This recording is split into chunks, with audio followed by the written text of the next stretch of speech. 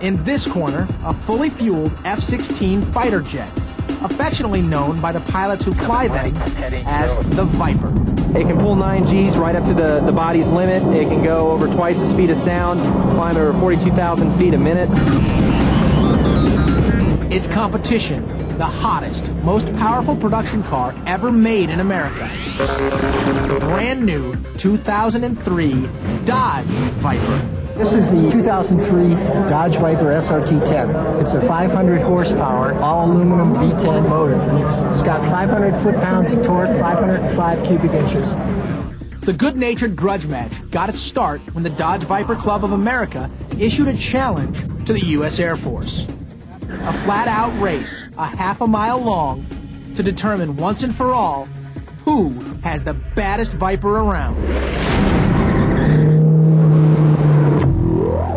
As race time draws near and Captain Richards conducts a final pre-flight inspection, friend and fellow pilot Dan Scrappy Protus makes his own prediction. I think it's going to be a tight race there at a quarter mile. Beyond a half mile, I think the aircraft's just got too much thrust. But even with the F-16's superior thrust, since these two vehicles have never dueled, no one really knows what's going to happen, much less who's going to win. Sporting custom plates, ready to challenge its military foe, the Dodge Viper waits in position on its runway. And after a thorough inspection, Captain Richards' jet is taxied out to the starting line on the adjacent runway. Air Force flagmen are stationed at the quarter and half mile marks, ready to signal which Viper passes the mark first.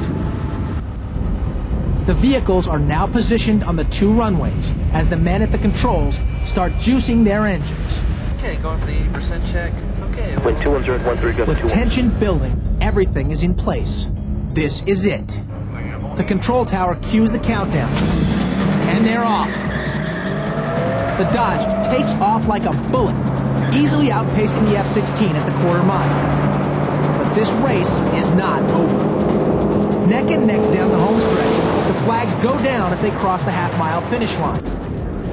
With rocket-like acceleration, the race car gains so much ground so fast, there's no question the Dodge Viper has just taken a quarter-mile heat from one of the most powerful planes in the Air Force arsenal.